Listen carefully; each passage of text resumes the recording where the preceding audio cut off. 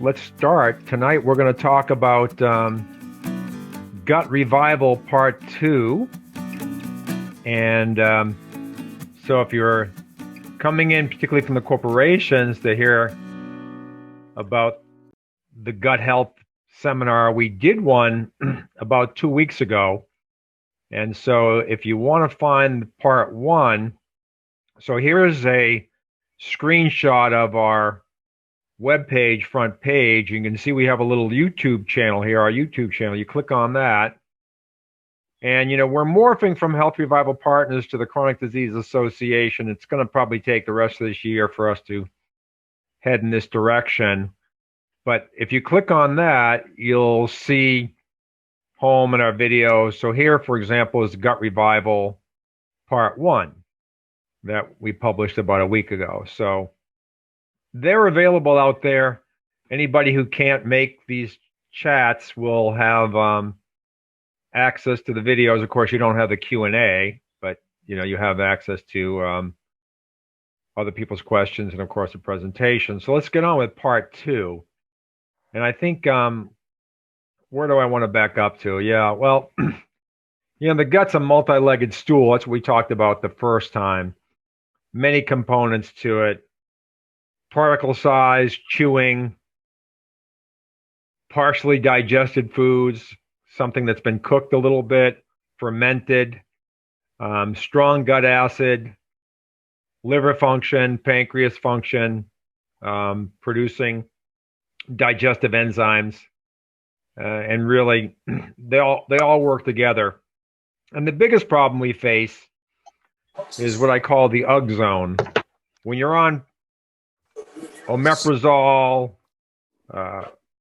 Tums, Rolaids, whatever, your stomach acid is extremely weak. And under that circumstance, you do not ferment very much. So if you had acid reflux and you take a Tums, you're no longer refluxing. Is that a good thing? Well, it would be a good thing is if at low acid you could still digest, liquefy, and absorb nutrients, but it really is minimalized in this area. So when you go to strong acid, you get the same effect. Less reflux, because less fermentation. You're breaking down and liquefying the foods very quickly before they have a chance to ferment. So we're solving a reflux problem. The only problem is a lot of people are way over here in weak stomach acid, and we have to pass them across this, what I call the UG zone, more bloating, more gas, more constipation, maybe not more diarrhea, but just general gut discomfort in order to get to the promised land. So symptoms of low stomach acid, I mean, this is really the classic symptom.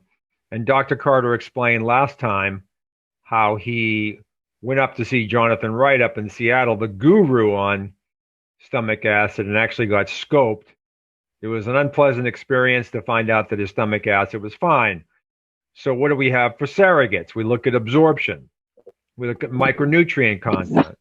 We look at H. pylori, which can produce ammonia and neutralize your acid. We're looking at all these other different factors. But here are symptoms of low stomach acid, and I won't go into it, but it's just a classic suite of gut malfunction, dysbiosis symptoms. Itching, fatigue, indigestion, heartburn, acne, all kinds of autoimmune conditions, anemia, low energy, so on and so forth. So, your intestinal tract is lined with colonies of good bacteria, colonies of diverse, friendly bacteria called the microbiome. I think we all know that. The issue is, if your gut has gone what we call gray, you've lost acid, you've lost digestive juices and enzymes, you've lost the microbiome, restoring it with one probiotic is not the solution. Diversity is very important. I just had an ophthalmologist do a consult with me last Friday, and she did a suite of, it looked like around, let's say around at least $5,000, maybe $7,500 worth of tests. And a lot of them, she had some low-hanging fruit. I mean, she has heartburn, gut problems. So we don't necessarily need all those tests up front, although they're all obviously very helpful. But one test was particularly telling, and it was a microbiome GI map. And what it showed was that she had gut flora, and she had a lot of certain types of flora, but the diversity of her flora was really limited. And that's really the important thing. And what we try to do in our protocols is create diversity. I talked about last time how talked about children playing in dirt, picking up grass, picking up dirt. You go outside, I see a lot of people mowing their lawn. They have masks on. They're afraid of respiratory disease, but they're also inhibiting repopulation of their microbiome because organisms are floating along. And if they can get into your mouth, get attached to your mucus, and you swallow them, you're literally repopulating your microbiome with natural products. So it's really important. I mean, nature, we should never shun nature, or almost never shun nature. We always have to qualify it, but, and embrace it. So, we want to stay away from artificial foods. And the biggest problem with processed foods is processing really means we've extracted and removed nutrients. And for the gut, arguably the most important nutrient is prebiotic. High glycemic index, or low glycemic index, undigestible carbohydrates that feed the organisms and keep them chugging along. Of course, the other part of it is we've lost a lot of minerals in these processed foods. So it really affects the gut in two ways. Your gut's malfunctioning, you're not absorbing minerals well, you're not eating well, so it's a low mineral content, and you're not supporting the microbiome.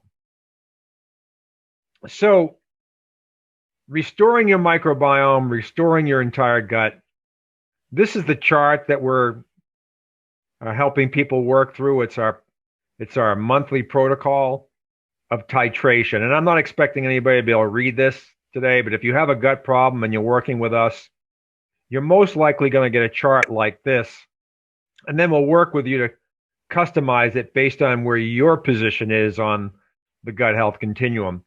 But what we're doing here, if you look at the top line, probiotic, is we are not using the same probiotic twice during the week. We're using a soil-based organism. We're doing fermented food. We're doing, what is it? What is Bravo, Michael? Colostrum-based probiotic? Yes, yeah. Mm-hmm. And so we're rotating small amounts of probiotics, especially for people that have really severe gut dysbiosis, sensitivities, things of that nature. So we go through a rotation program, and we'll do that for a little while. Then we'll start adding some other things, digestive enzymes, apple cider vinegar, betaine hydrochloride, glutamine, H. pylori treatment. And so it goes along in sort of a cyclical process. It's all about adaptation. That's what the program's all about. Your gut didn't go into dysbiosis overnight. So to try to force it back into some sort of balance with a bottle of supplements taken over a week's period is probably not going to get you where you want to be. And in fact, so many times I see people get worse when they take certain supplements to support their gut. And it's not because they're taking the wrong thing. It's the dose makes the poison and the dose makes the cure. So we have to think about gut rehabilitation as a slow and steady process.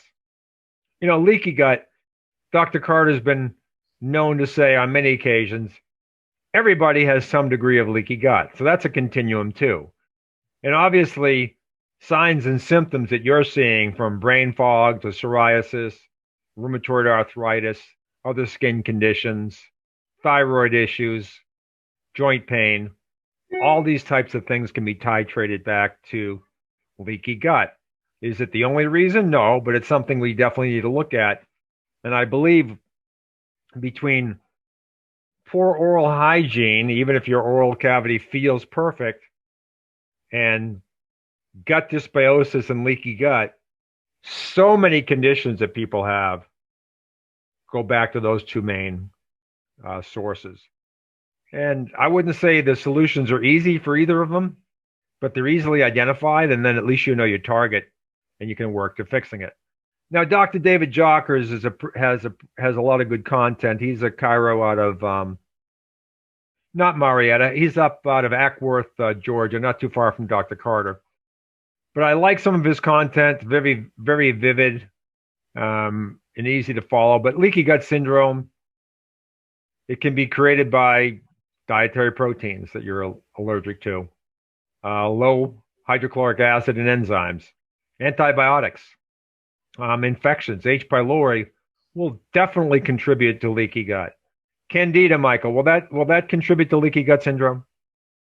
Well, I mean, we all have a baseline level of Candida that's actually healthy. So, that's an overgrowth, but not it. An abundance of it can cause problems. Yes. Okay.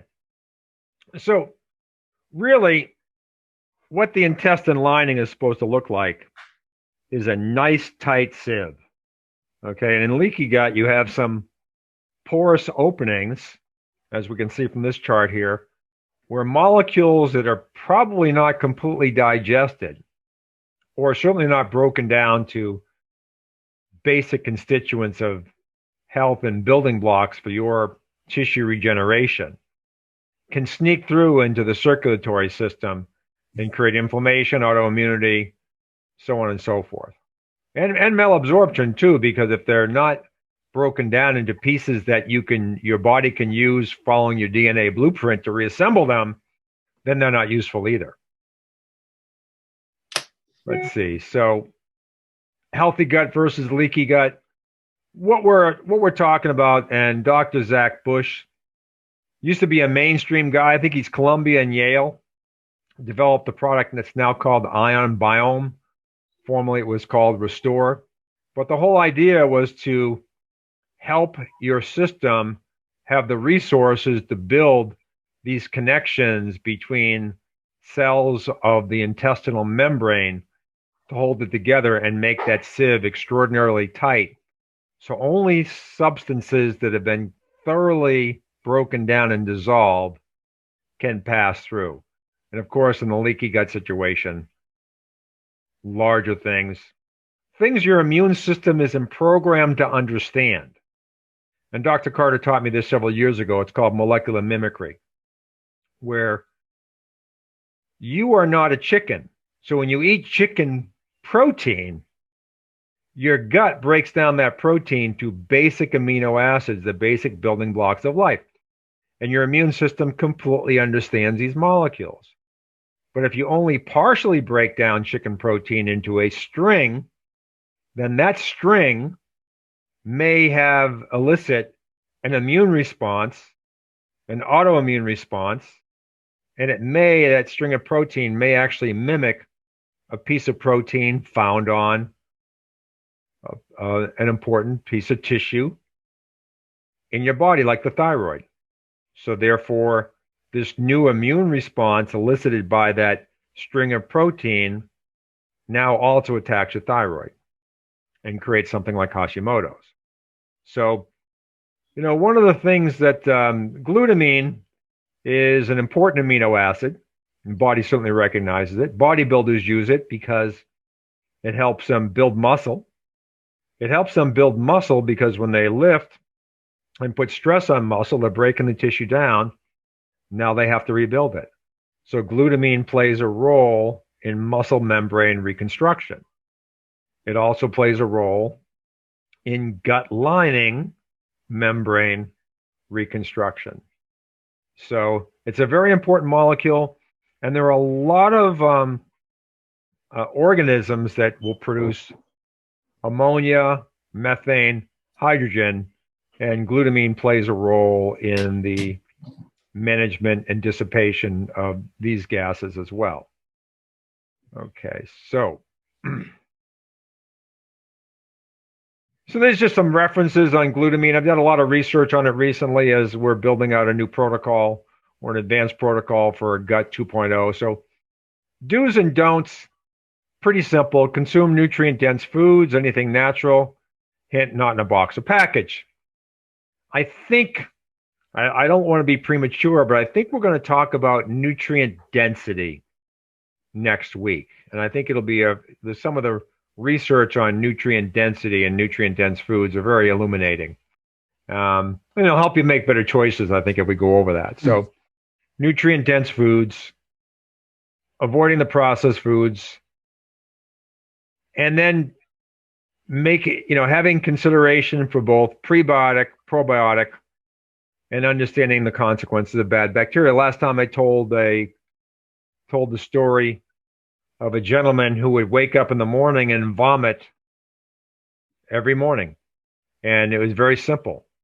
He had a gut that was so lacking in good organisms and good acid that even a little bit of bacteria coming in on food was enough to stew overnight, ferment, and multiply, and then cause low-grade food poisoning.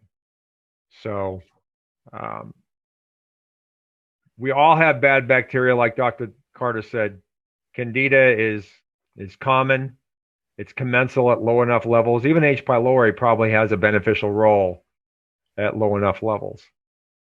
This is Tom Borody, and he's one of my mentors. I've only spoken to him a couple times, but he was on the Nobel Prize team for the discovery of H. pylori causing stomach ulcers. He wasn't the discoverer. That was Dr. Warren and Marshall. But he's the one that developed the triple therapy to eradicate H. pylori when Warren infected himself because no one believed the cause and effect between H. pylori and stomach ulcers. But Dr. Brody's over in Australia, who runs the Center for Digestive Diseases. He treats what he says inflammatory bowel disease, but he's a world-renowned leader in the fecal microbiota transplantation program. And he's the one who made the bad decision in marketing. They should never leave it to the doctor to name the fecal transplant capsule that will be available sometime in the future, which will be really an uber probiotic. They call it the crapsule. I'd advise them against that term, but but anyway, Dr. Brody's involved in the Open Biome Project, and it's the only facility in the United States that I'm aware of to obtain fecal transplants, and there are over 1,000 centers. It's kind of on hold because of COVID and the concern about transmission, but if people with C. diff can actually receive fecal transplants in this country, and Dr. Brody is a primary advisor to that program in the United States. So here's Patrick Timpone, One Radio Network. He has a number of podcasts and healthcare interviews. I've been on his podcast a couple times, but we were lucky enough to get Dr. Brody on his podcast. So here we are, oneradionetwork.com, and you just need to go there. You don't need the whole URL. But if you search for Thomas Borody, you'll get to hear his talk, which is around an hour long. Dr. Brody was gracious enough to stay up till midnight and present from midnight till 1 a.m. his time. And it's really a phenomenal talk from a world's expert in irritable bowel syndrome, inflammatory bowel diseases, so on and so forth. So I highly recommend that. So the name of the program is Transplantation, Fecal Transplant, Healing Miracles of Poo. So last time in the gut program, I was talking about eating dirt. Now I'm talking about ingesting poo. What'll be next week, right, Michael? No. we're covering all the nasties. Absolutely. Nasties. So these medications, these proton pump inhibitors really should not be over the counter because no one's reading the label. They were approved by the FDA for severe acid reflux to prevent things like Barrett's esophagitis, and esophageal cancer. They were only intended for a 14-day course of treatment and can be used up to 3 times a year. We know people that's been on them 10 or 20 years.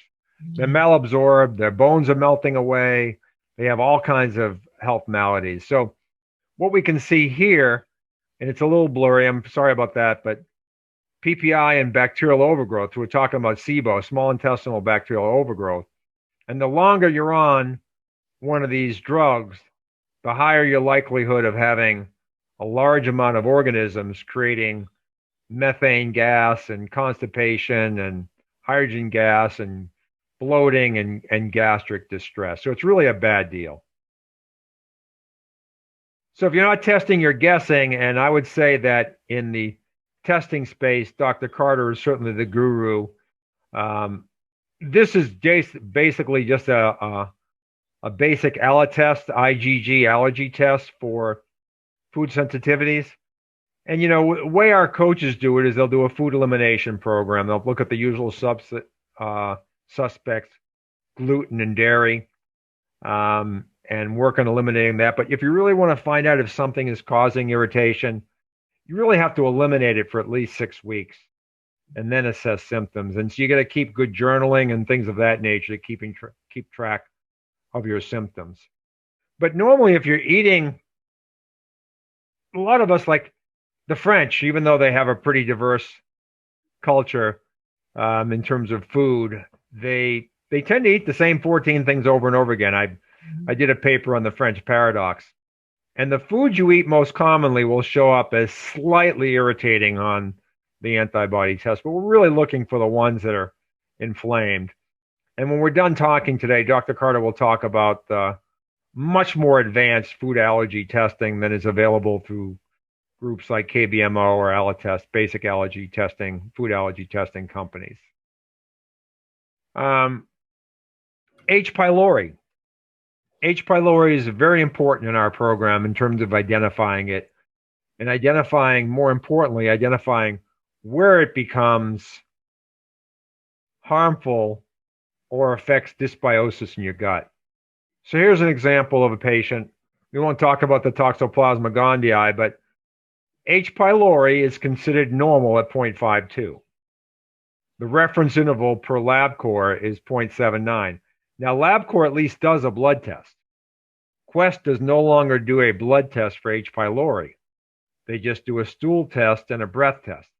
The breath test is for ammonia, which is an antacid. So it shows you how H. pylori can distress your gut by neutralizing your stomach acid. But what I've found, and Dr. Carter and I have reviewed this data, is that the organism doesn't live in the stool. It lives in the blood. That's why it's causing stomach ulcers, but it can get into the stool, obviously. But around 0.2, 0.3, somewhere in that range, H. pylori is still producing enough ammonia to potentially affect the integrity of your good stomach acid in your gut. Now, that's going to vary from individual to individual, depending on how much dysbiosis they have. But I know for a fact that the reference interval published by LabCorp for the H. pylori IgG antibodies is inadequate to address this organism's ability to affect your stomach acid. And I have to sneak around the corner here and see what my next slide is. So we do that test. And one of the other tests we do, once again, it's a surrogate for understanding what's going on in your gut. It's not perfect. Is the erythrocyte sedimentation rate, or SED rate, ESR, SED rate, erythrocyte sedimentation rate. It's all the same thing. And it's a measure of how fast your red blood cells settle. Every cell in your body is a little battery, and your red blood cells should not settle. They should repel each other. Okay, so they hold themselves up in the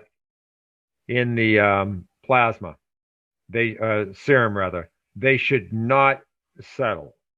Okay, and when they do settle, and so many people have settling red blood cells, it implies that the charge on the red blood cell is compromised, either from mineral malabsorption from the gut or another inflammatory process within your system, or both. It's a very important test, but we use this as a surrogate for what's going on in the gut, particularly when we see other markers like homocysteine, white blood cells, fibrinogen, C-reactive protein. When these values are down, but sed rate's up, pretty certain you have a malabsorption issue in the gut. So in that respect, it can be a very exacting test.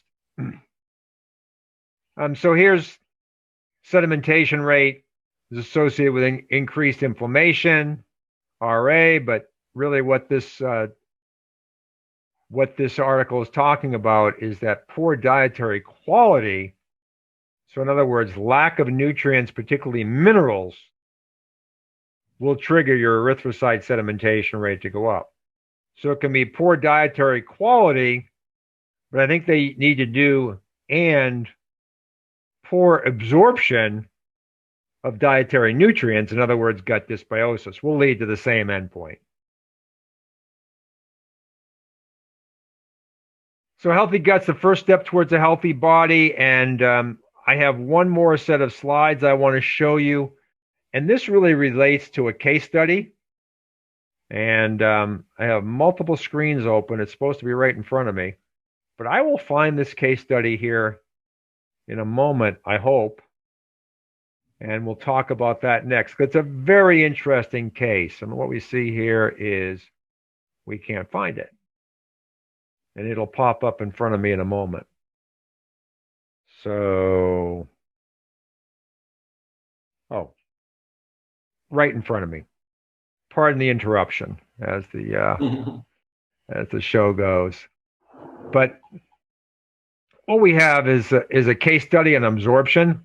And it's really quite interesting. And this is from the video that we showed last time from TED Talks about the complexity and the intertwining nature of the 20 different systems in the gut. It's quite amazing. It's really a domino effect. And the most difficult thing that we have as practitioners and clinicians is determining where you are on the gut health continuum. Difficult to measure. So we need you to be aware of symptomology and report even the slightest symptom. If you have even the slight symptom, you're already up the gut continuum in the wrong direction. So here's the case. We have an 82-year-old male, diagnoses, dementia, completely non-communicative, largely unresponsive, severe sleep apnea, severe hearing loss. Now, this is a note from the son and the mother. Thank you. Just a couple of details I left out. I love it. Just a couple of details I left out. My father had double pneumonia. He overcame it about 2 months ago. His white blood cell counts were over 1 million. You don't live long with a white blood cell count of 1 million. Normal is 4,000 to 6,000. This gentleman had a white blood cell count of 1 million, and they came down to 600,000. Still not quite near where we want them to be. I mean, sepsis is 20,000, and this guy's at 1 million. So the family's proactive, lion's mane, coffee extract, L-arginine, folate, ashwagandha, NAD, and he's undergoing phototherapy, infrared light, and neurofeedback to try to help bring back some sort of brain function. We did our risk assessment: anxious, depressed, sleepless, migraines, headaches, lack of energy, memory issues, less than 5 hours of sleep, persistent periodontal disease, blood thinners, high blood pressure, hypothyroidism, obviously a mess. All these things are potentially titrated to the gut. A little bit more scoliosis, rashes. So gut, just a lot of things imply gut issue. Dementia, Alzheimer's. Mother quit her job to take care of her spouse. That was the motivation behind this. Now, Alzheimer's and dementia present in a very broad but specific way. And this gentleman just didn't appear to have dementia to me. He was clearly out of it. But see, many things can drag your brain down. Your brain is so vascular, it's so energetic, And that means it's breaking down more than tissue that's quiet. And that means you have to have more nutrients to rebuild and repair and recover. So what we did, here's some medications he was on. Surprisingly, not on that many medications. Of course, we took him off the statin drug immediately. Blood thinners, thyroid medication, so on and so forth. So several months ago, white blood cell was over 1 million. Normal is 4,400. He never got down below 10,000. I'll tell you his story in a bit. But fibrinogen, it's a repair signal molecule elevated, C-reactive protein inflammation elevated, antibodies against his thyroid, leaky gut, no heavy metals, homocysteine was normal. You know, he wasn't eating poorly in terms of carbohydrate and sugar content. A1C was 5.2, so not bad there. So extraordinarily low iron markers, very anemic. Okay, extremely anemic UIBC and iron levels. And I believe his ferritin was equally as low. And this unfortunately led to a tragedy with this gentleman, but we'll get to that in a minute. But before we just discuss this tragedy, pretty much everything was either low or high, indicating red blood cell distribution with extremely, extremely anemic. And Michael, anemic people, they're having a hard time saturating their O2 sat is depressed. Would you say it's a fair statement? Absolutely. Mm-hmm. Okay. So that's critical to this story, unfortunately.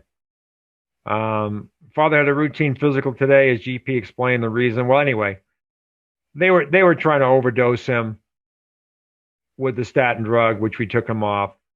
But more importantly, well, we recommended the usual things: cod liver oil as much as possible, the Bravo probiotic, a good multivitamin.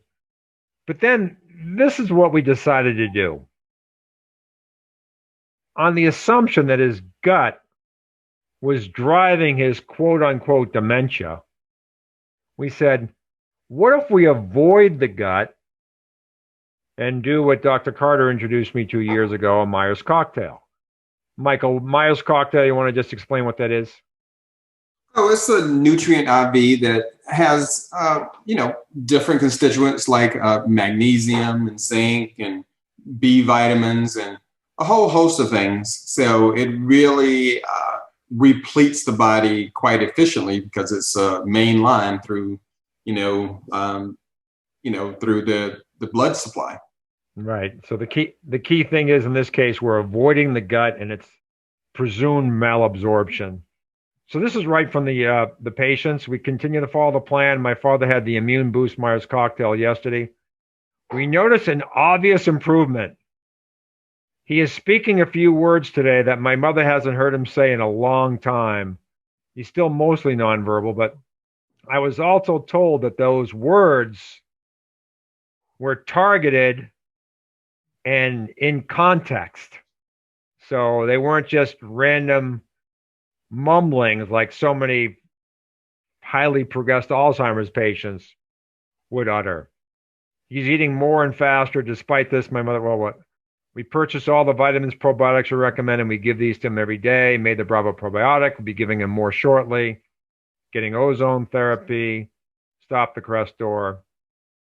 Phone call after this email revealed improvements beyond that was in the text. They get a second Myers cocktail a week later, and he further improved. And we actually got his gut at about month 4 to the point where he was getting some absorption. And whereas in the first Myers cocktail, these improvements only lasted a couple days, how long the nutrients stayed in his system. The second one, same thing. But we started seeing sustained improvement with him. The sad thing is, his wife caught COVID. Mm-hmm. He caught COVID. Mm-hmm. They bring him to the hospital. His oxygen sat's low, as Dr. Carter explained, because he was extremely anemic from malabsorption. And of course, the intubation didn't do well. So he passed on us before we could really make make some continued improvement on them. But the moral of the story is a healthy gut is the first step towards a healthy body. Here's a case where his brain was completely malfunctioning, and at least 70% of it was due to just poor absorption of nutrients from the gut. That's why I think we'll talk about nutrient density next week. A good follow on to this. So with that, we have a few chats out there, Michael. Okay. What is the Mercola situation? I think you explained that a little bit. Well, he wrote this morning that he's going to have to take down a lot of his archived information on vitamin D and zinc and C, and because he has like incredibly detailed information on that and how it's beneficial for coronavirus and what have you. But he apparently got some personal threats that he felt were that needed to be heeded rather than continuing on. So I don't know what that means going forward in terms of all of the great information that he gives on pretty much a daily basis. But hopefully, it won't be truncated too much. But yeah, he made the comment that a lot of the stuff that was dealing with the coronavirus and natural things, it's no longer on the website anymore. Wow. So Coach Paula says that she's printed out most of all his stories the last year and a half. Oh, good. Yeah. Give me a call. Let's figure out how we can make them available privately, but to our audience. So that's but he should just create a membership site and have all that stuff behind a firewall. That's brilliant. Yeah, that's brilliant. When eating raw garlic regularly, will it destroy good bacteria in the gut? Should probiotics be taken at the same time? Say it again now. I'm sorry. When eating raw garlic regularly, will it destroy good bacteria in the gut? Should probiotics be taken at the same time?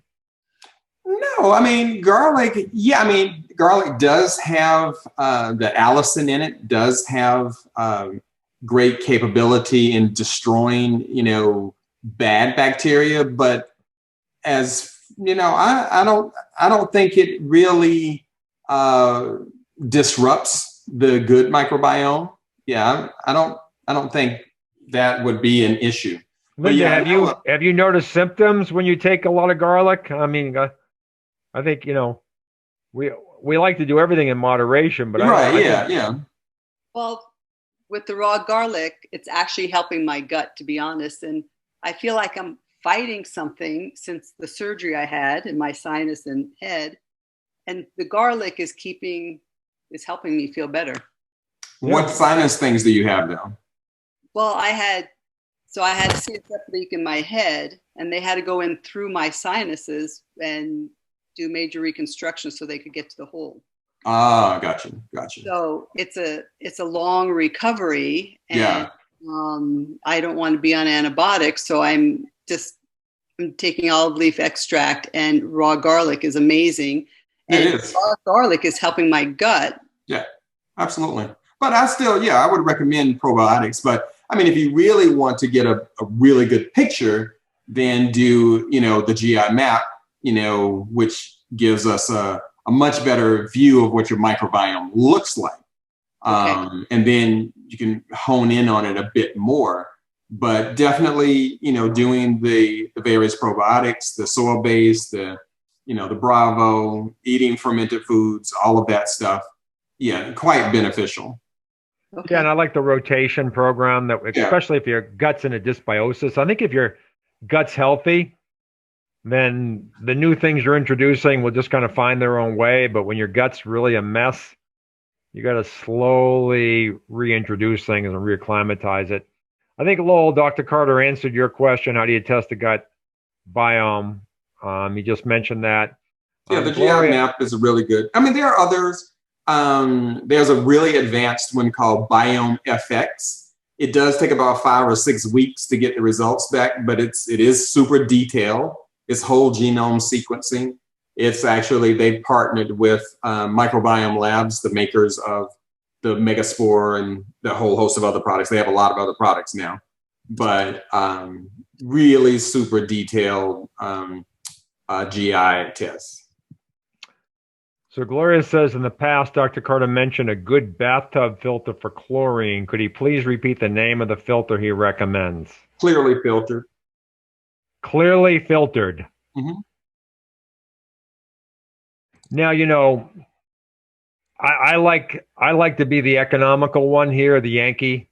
You know, my dad was very economical, but you know, as long as your municipal water is chlorinated with bleach, basically hypochlorite, then if you let it sit out in the air for 24 hours, 90% of the chlorine dissipates.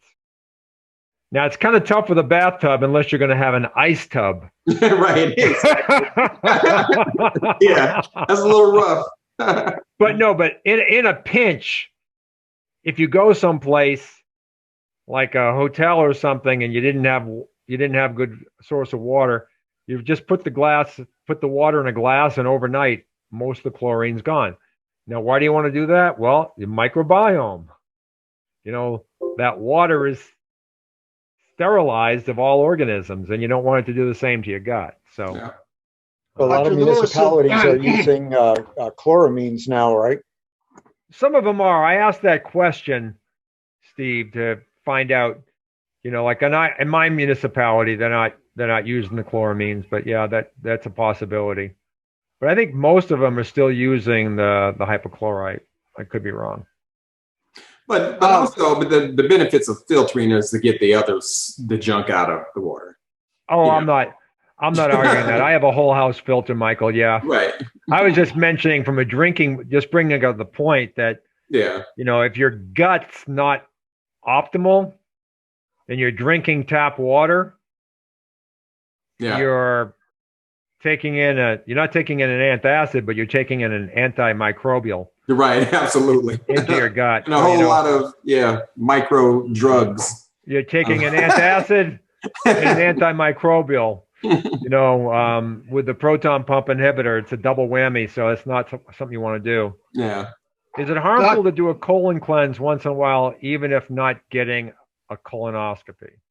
No, Dr. Lewis, a comment on the getting the chlorine out of the bath water. A company called Multipure that I've been involved with for 30 years makes a little ball that you put in your tub and it absorbs the chlorine. Very effective. Oh, that's cool. Lowell, put that in the chat. Lowell, put that in the chat, please. Okay. All right. That's cool. Yep, and I'll actually read your eye test if you do that.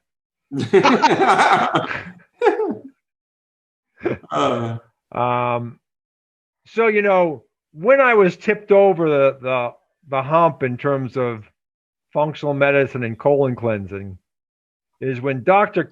McCulley, now 86 and still going to work every day at Harvard publishing papers, 15 years ago, when he was suggesting that, you know, coffee enemas had a real beneficial effect on, you know, elimination and overall health.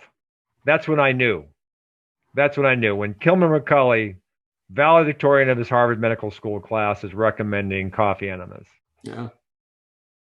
No, quite beneficial. But yes, doing, you know, colon cleanses is quite beneficial. But yes, doing it at home with a coffee enema, especially if you're not regular, you know, having regular bowel movements is quite beneficial, you know, because it stimulates the bowel production and it does assist in making you much more regular. But that is the benefit of the coffee enemas, is really getting that bowel flow going.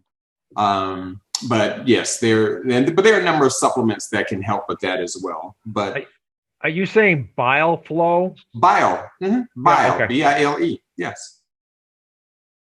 What is the best time to take probiotics? On an empty stomach with meals after eating? I think it's really all over the board, really. You can really take it at any time. I mean, most say to take it 20 or 30 minutes before a meal. However, some people are sensitive to it, especially the soil-based probiotics. So you can easily take that with a meal. So I would say before, or, right before you have the meal is the most opportune time. What I find, just as a tip for people particularly with reflux, I want to take some cod liver oil, is what I find is if I take an oily thing on an empty stomach, it tends to sit there and just sort of oxidize. So I really think if you're going to do like an oil, I don't think it triggers the bile. If you just take a tablespoon of oil, Michael, that's just my observation, personal. So this has nothing to do with well, I mean, when you consume fatty foods or fatty substances, the bile is triggered. So, but it really depends on, how healthy your gut is, how much hydrochloric acid you're making, and all of that. So it really does depend. I mean, I take it straight without any, and I have no problem. So that's perfect. Yep. So Wayne says you'd like to receive those Mercola articles. So we'll have to talk about that, Paula. Can you explain again how you access your microbiome GI map? So you would have to do a consult with me, and then I can drop ship that to you. So Dr. Lewis can direct you to how to get to me. Yep. And Dr. Carter is right on our website under services. His consult fee, I think, for a functional doc of his level is extraordinarily attractive. So, yep. And if you're not sure, just ping our website. Just ping us, Healthy Chat, website chat. And just say, you want to get a GI map and you want to work with Dr. Carter. Be sure to determine if your water supply uses chloramines.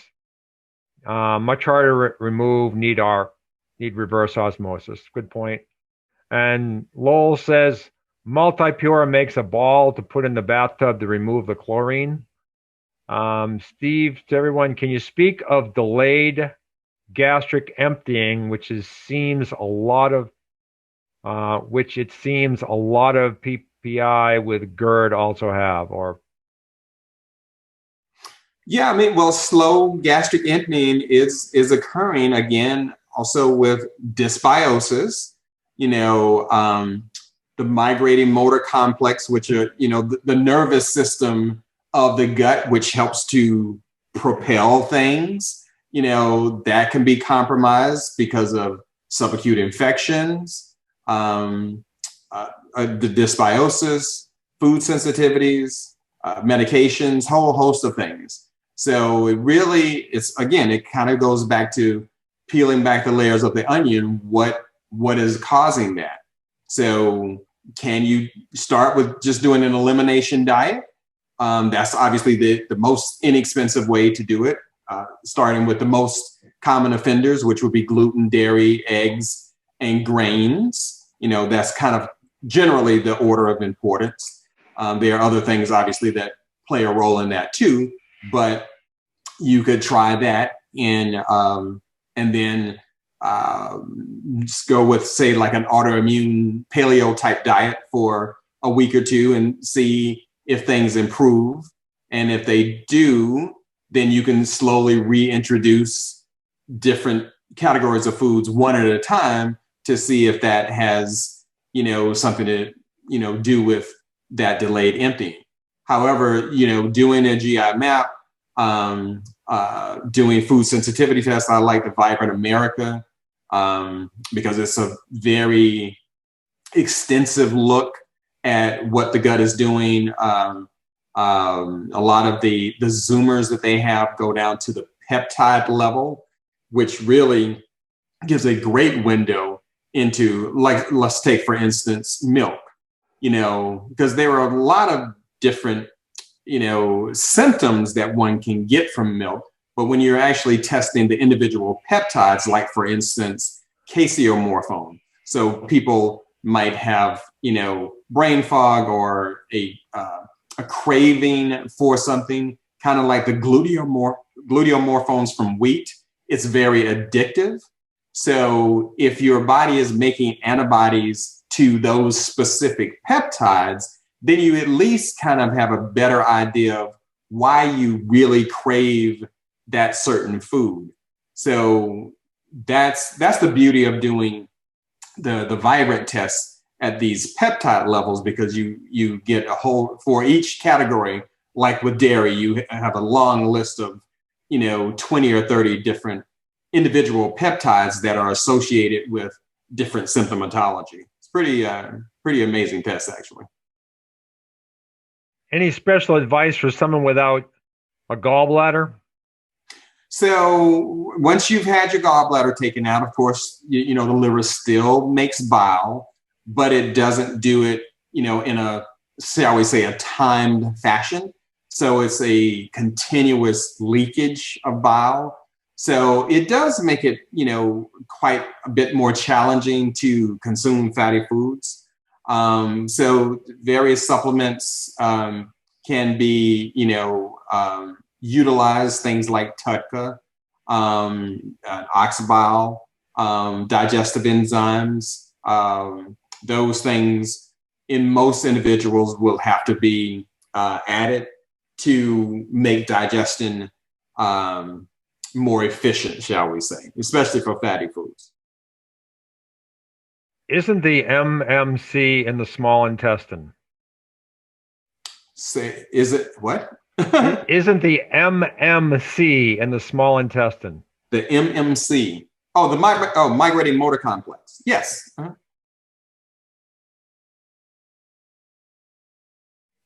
Can you tell us more about the new website? Oh, not there yet, Judy. We're forming some partnerships that I'm working on this week and in the near future, and we're just trying to create a different kind of feeling and brand. That's all. But everything will be the same, other than the name. And Healthy Revival Partners won't be going away probably for a long time. If one doesn't feel comfortable having extensive DNA testing, is there another way to test for in-depth gut function? What now? If one doesn't feel comfortable having extensive DNA testing, is there another way to test for in-depth gut function? Why would you not be comfortable with that? I mean, the GI map it is a PCR DNA test, right? But I mean, they're not sharing your data with anyone. And it's not your DNA, it's the DNA. Right, yeah. So, yeah, it's the DNA of your microbiome.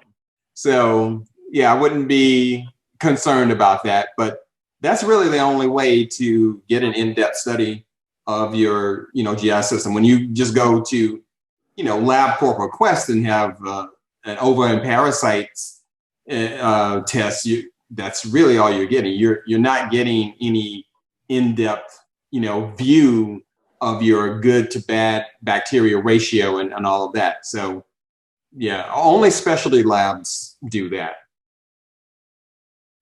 What are the tests that don't involve the DNA for the gut? Oh, well, I mean, there are some labs that do just visualization. I think most have gone to the DNA, though.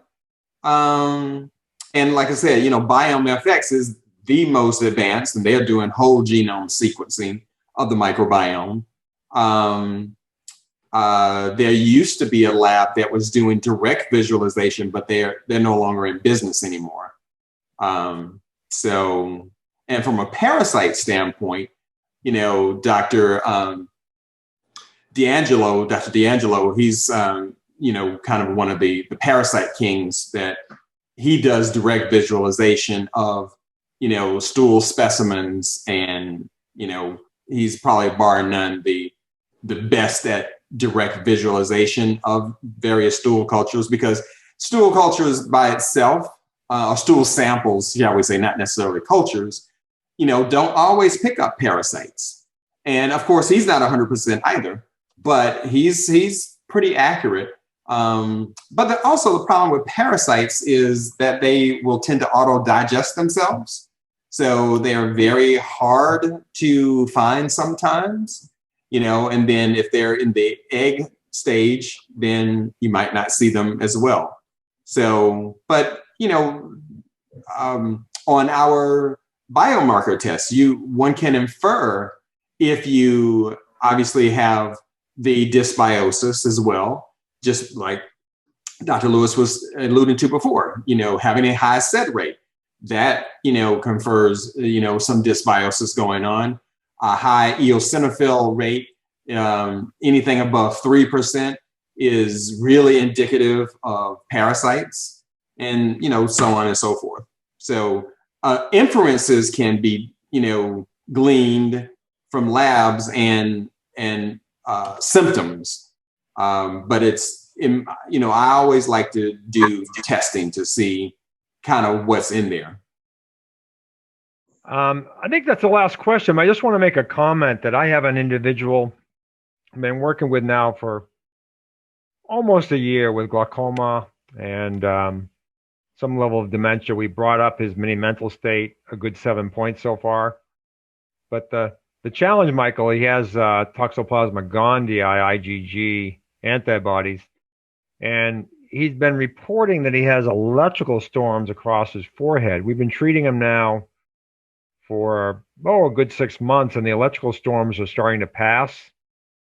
But I had my first case where ivermectin elicited an extraordinarily strong Herxheimer die-off reaction.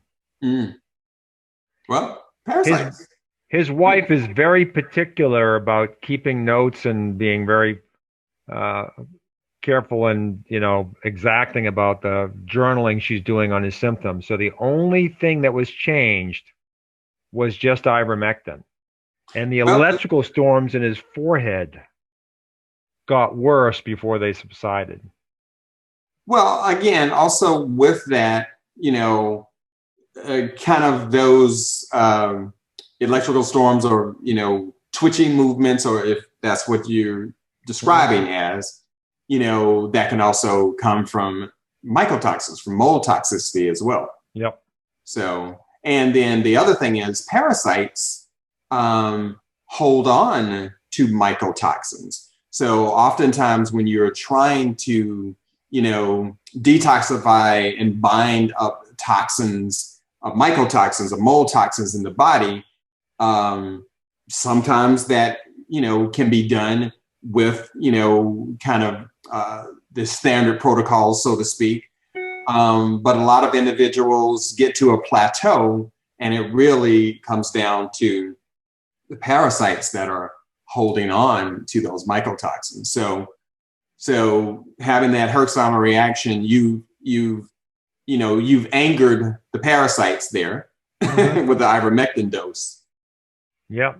Really interesting though. So I'm just saying this, like, what is ivermectin treating? We know it treats some parasites. We know it treats some virals, but this was an unexpected reaction in the brain. No, not really. I mean, again, it's for me it was, but for you, yeah. Yeah. I was just surprised. Yeah. Yeah. Cool. Anyway, all right, folks. Have a great evening. We'll see you next week. We're going to talk nutrient density.